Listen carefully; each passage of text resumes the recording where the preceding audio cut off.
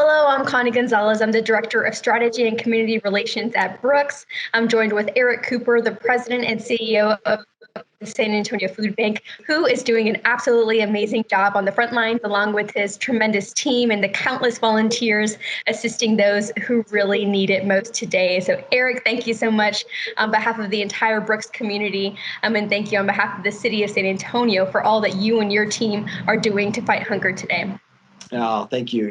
There's so many people behind us at the San Antonio Food Bank, our staff, our board, our volunteers, so many great companies. I mean, that's what makes San Antonio great. And so I have the privilege of representing them, but it's a whole lot of folks that help us with our mission of making sure people get food. So thanks.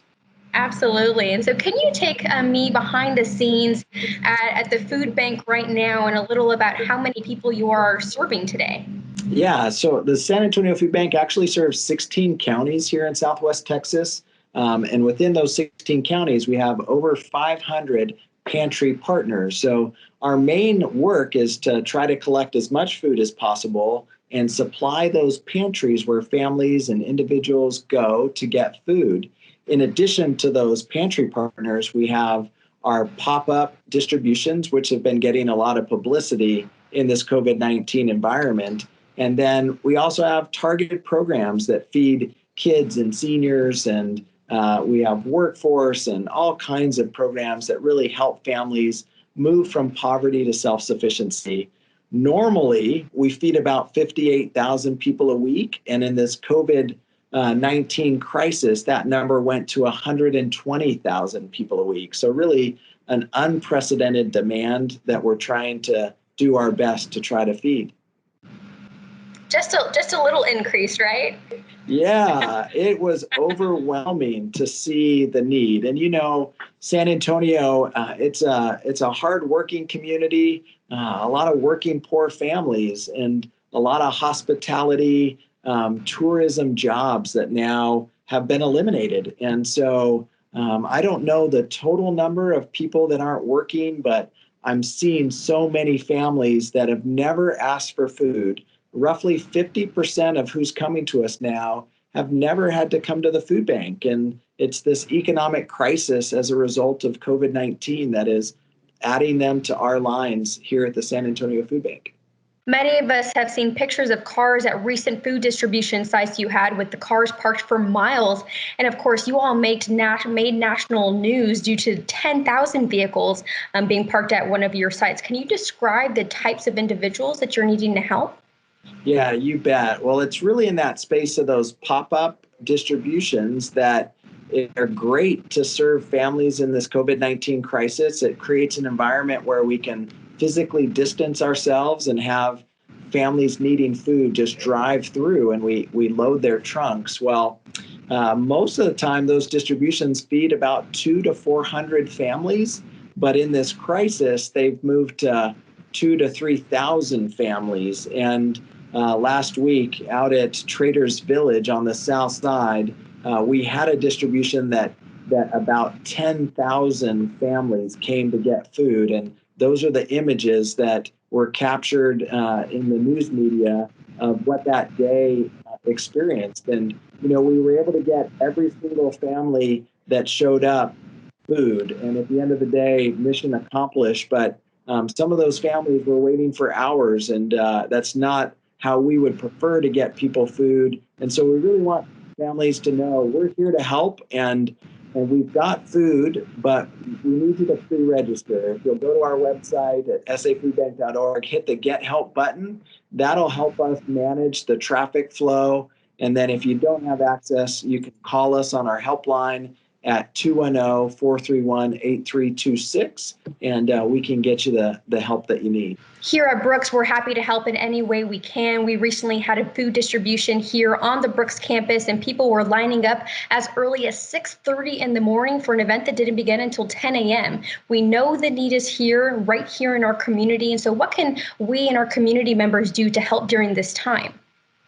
Yeah, I think number one, just thank you to all of you out at Brooks City Base. It was a real blessing for us as we were trying to find locations to be able to do those pop-up distributions, that you all stood up and said, hey, we can help. And I think that's what community is all about. And now offering even more help. The food bank needs 4 things to operate: food, time, money, and voice. Food through food donations. I'm really talking specifically to industry partners. If any of you are watching that are in the food industry, please donate. We're asking residents at this time not to donate non-perishable food items as a food drive, just because grocery stores are really struggling to keep up, and we don't want to add any more pressure to them. And so really, we're asking for monetary donations. If you can afford to make a financial contribution, do that. And then lastly, if you're watching this show, use your voice. Tweet it out, share it in your social media, help people understand the need. And prayer is another voice that you could offer. Advocacy work on behalf of those struggling in this crisis. But we can all do our part. And if folks want to get involved, again, visit our website at safoodbank.org, or you could call our main number at 210-337-FOOD.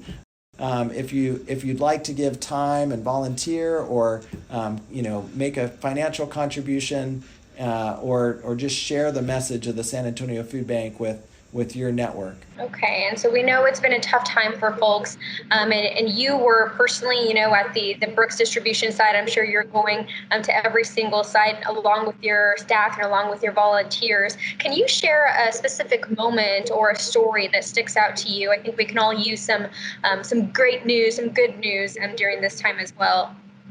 Yeah, I just think of those volunteers that showed up at Brooks City Base to serve. They're people, and they are just like you and I, a little anxious and worried about what the future holds, and trying to stay healthy and safe, but they're compelled to serve, to help. And so putting themselves at some risk. Again, we're operating under COVID-19 protocols to keep everybody safe, but they're stepping onto the front line. And where most people are running from the crisis, our volunteers are running towards it, and along with our staff. I think probably my most memorable image from the Brooks City Base was a photo that was captured from one of the cars that came through the line that day. And it was a senior couple with their little dog, and the wife was in the passenger seat.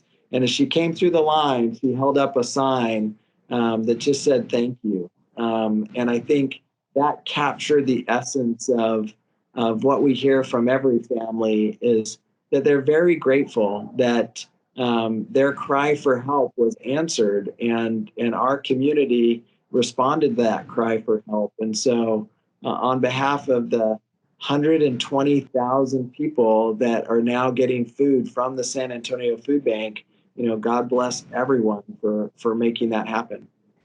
Thank you so much for joining us, Eric, and providing all of that information. I know I will be making a donation to the food bank shortly, and we welcome our audience, all of those listening today, to join the challenge to help our local food bank. We will share details on how to donate. Thank you, and thanks to everybody. In addition to this interview, you can also take a look at previous interviews as we work to provide the latest and necessary information during this crisis. You can stay up to date with the latest announcements and resources surrounding the impact of the coronavirus on the Brooks platforms. Our website is livebrooks.com, L-I-V-E Brooks.com, or you can follow and like us on our social media sites, Facebook, Instagram, LinkedIn, and Twitter. Thank you so much for joining us. Stay safe and healthy, friends.